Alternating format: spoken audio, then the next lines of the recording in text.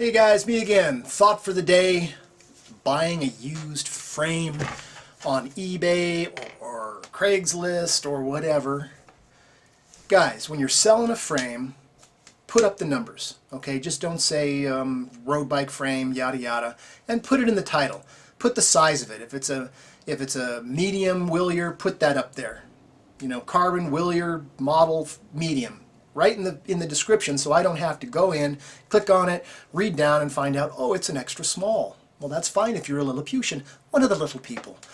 Doesn't help me. Okay, so put that in there. If you don't know it, which, you know, is possible, and you can't find it online because it's an old bike, measure it.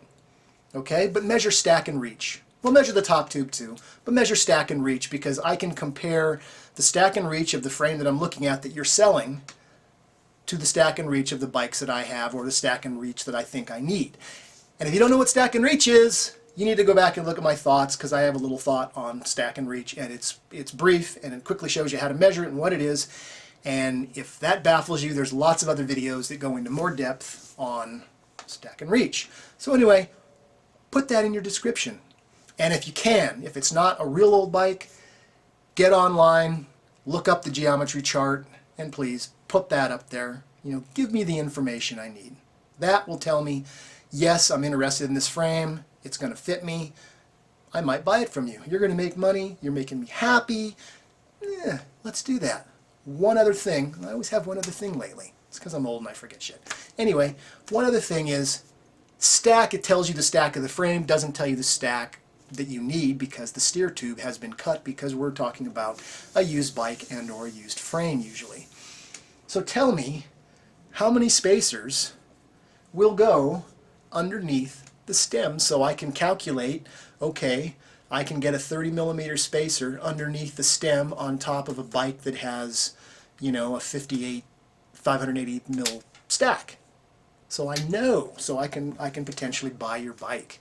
Makes it quick, makes it easy, and of course, you know, put in a lot of photographs, tell me how you used it, photograph any damage that it might have, chips, scratches, whatever, because it makes me feel confident that you're not trying to rip me off and sell me, you know, this crappy bike on the sly. Okay, that being said, and there's one other thing people will always put in their ad that kind of makes me laugh, is they say, never raced. Okay, I don't know what concept people have on never raced. Actually, the race bike is the one you want, because that's been raced. Now, as long as it hasn't been crashed, obviously. The bike that you don't want is the training bike, because the training bike has been doing, let's put out a 1,000-watt sprint, you know, 4 or 5 times in a row, 3 times a week, and then all the other actual training where you're just, you know, pouring all your power into this frame to train. Race day, you get your good, you know, bike, whatever it may be, and you race. And you know, that 1,000-watt sprint, yes, it gets that, you know, at the end, or maybe in the middle if there's a, you know, a prim or something. But it's not like the training bike, which has just been frickin' thrashed into the ground, because it's a training bike. So never raced, really.